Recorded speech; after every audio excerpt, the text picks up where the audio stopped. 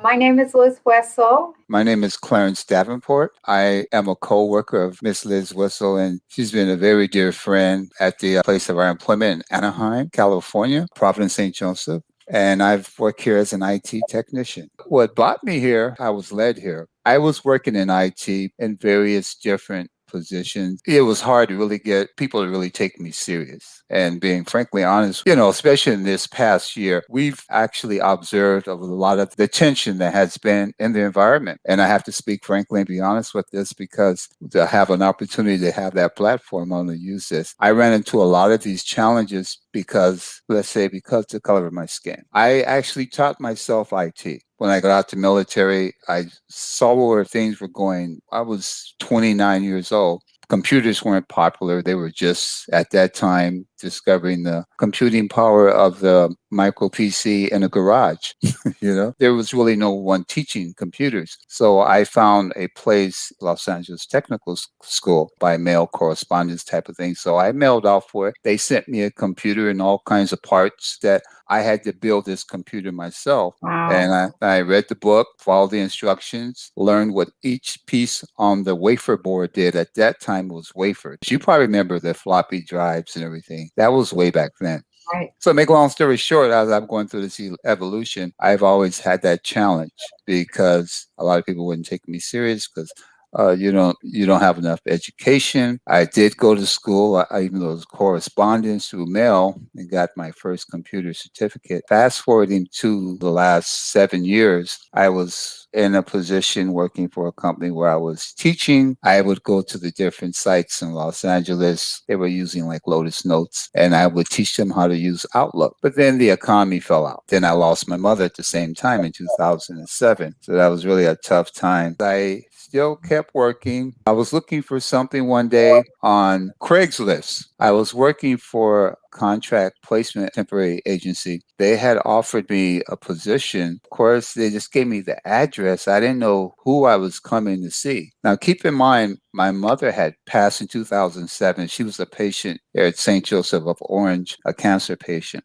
So I came and did this interview. Jerry Johnson, my current supervisor, we interviewed. And while we were interviewing, he asked me, "So, how do I know you do a good job?" The only thing I could think about was this. I said, "My mother was a patient here at St. Joseph Hospital, cancer patient. The doctor there was very, very good. The people were very good. I remember the doctor, her doctor, Dr. Langren, I never forget him, because when he had to give me the news to tell me and my sister that my mother wasn't going to make it, that we would have to make her as comfortable as possible, he knew it was hard. He cried with us. That really stuck with me. Yeah. The Yeah. compassion and the Yeah. empathy. I shared that with Jerry, and he shared a story with me that, hey, you know what? Same thing happened to me. I was a tech here, and I came and worked in a clinic, I guess, down the road a couple of weeks later or months. So his son got ill, and he had to bring him in. It turns out he was in that same exam room.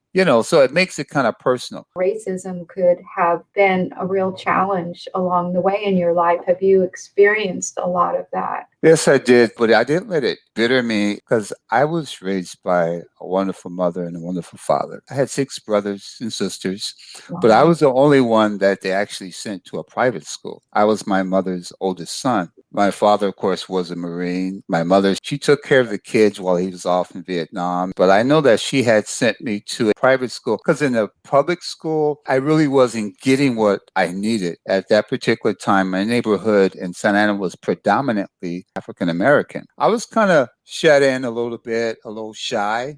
My mother actually sent me to a private school, and I had a wonderful teacher, Miss Copperway. I was the only black kid in her class.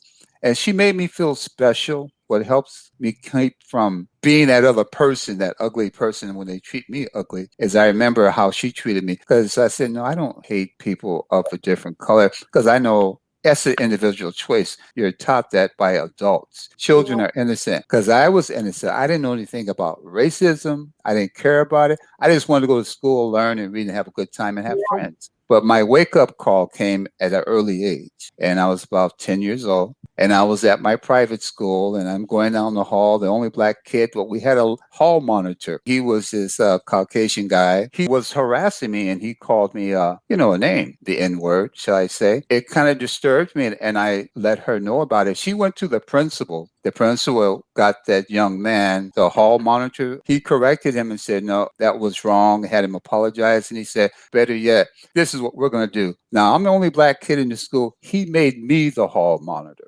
Wow. because he knows I didn't treat people like that. That was one of my first awakening. And he was taught that at home. Even though I grew up in a black family, I wasn't taught to be like that. I was taught to just be yourself, and people should respect individuals for their merit, their abilities, their character, and their works and how they treat you, but not by the color of their skin. I would love for you to share a little bit about your journey with art. You're really a gifted, talented artist. Yes, unfortunately, the picture I wanted to bring, I had given it to Jerry. It was up on the wall. He said he took that one home. I discovered that I could paint. While I was actually in high school, I graduated with 2 honors, one in physical science and one in art, and I had a scholarship. However, I didn't use the scholarship because I went into the military. What led me into it, getting into art, I was going through just was an elective, and my art teacher, at that point, you're pretty good. I kept at it and I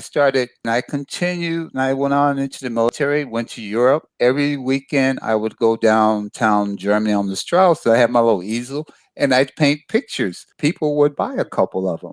And the word traveled to my first sergeant that, hey, he paints. So I was in a Persian missile unit there in Heilbronn. He had me on my last 4 weeks of duty in country. He took me and put me on special duty to paint this mural in the orderly room. And I painted a picture of the world, the globe, with Wow. children's faces of different nationalities, and then 2 nuclear weapons, of course, on the side with a reef, and then the wording I put, why can't we just have peace?